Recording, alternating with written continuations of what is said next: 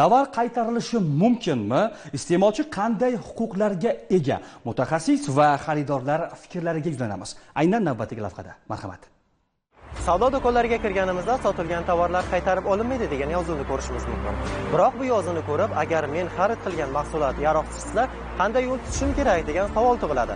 Sotilgan tovarlar haqiqatda qaytarib olinmaydimi?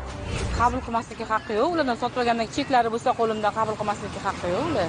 Sotuvchiga gapiraman, nuqson chiqsa, qanaqa nuqsonlar bor, keyin buni menga almashtirib berishlarini so'rayman. Nuqson chiqsa, asosan qaytarmayman. Qaytarib bo'lmaydi. Borganda do'konda ham yaxshi qabul qilishim. Menda shunaqa bo'lgani uchun xohlamayman ishlashni. Shu holatga yetish keldingizmi? Oldin olib kelgan. Boraman cheki bilan qaytarib. Qolishni beradi deb do'konga o'tmaganimiz. Agar shunaqa bo'ladigan bo'lsa, yana oyon joyimga qaytib olib boraman. O'zlariga ko'rsataman.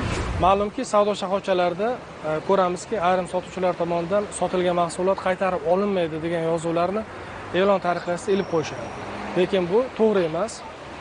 Sababi O'zbekiston iste'molchi huquqlarini himoya qilish to'g'risidagi qonunning 13-moddasida agar xaridorga nuqsonli tovar sotilganda xaridor mazkur nuqsonni bepul bartaraf ettirish, uni nuqsoniga yarasha narxini kamaytirish hamda agar nuqson sabab unga moddiy va ma'naviy zarar yetkazgan bo'lsa, o'sha zararni qoplattirish, shuningdek mazkur nuqsonli tovarni sifatli boshqa biriga almashtirib olishi yoki agar u tovar sotuvda mavjud bo'lmaydigan bo'lsa, pulini qaytarib olishi mumkin.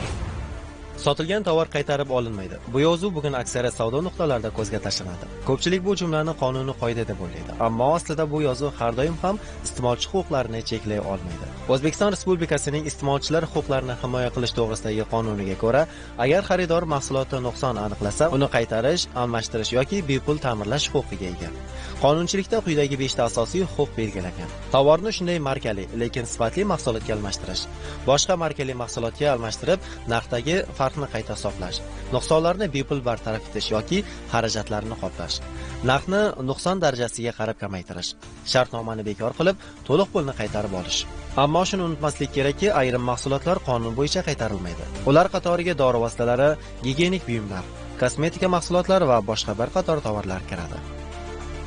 Barcha tovarlar ham qaytarilib yoki barcha tovarlar ham almashtiriladi degan xulosaga kelishimiz nojoiz hisoblanadi. Sababi Vazirlar Mahkamasining 75-sonli qaror bilan tasdiqlangan O'zbekistonda chakana savdo qoidalarining 1-ilovasida aynan qaytarib olinmaydigan va almashtirilmaydigan 12 turdagi tovarlar ro'yxati keltirilgan. Misol tariqasida zargarlik buyumlari, shaxsiy gigiyena vositalari, attorlik buyumlari, bir martalik foydalaniladigan polimer mahsulotlari va shunga o'xshagan boshqa 12 turdagi mahsulotlar keltirilgan. Uyga olingan narsa agar birak chiqsa, albatta qaytarib olish kerak. Ularda vazifasi shu.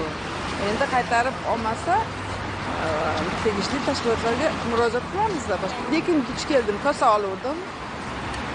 Shu birak ekan, uyga borib, qaytarib olib keldim, olishib qaytarib berdim. Qaytarib olib beramiz oylarga, nuqson chiqadi. Ha, mehnat qilib endi shuncha pulga xarajat qilganimizdan keyin albatta qaytarib beramiz, borib aytamiz.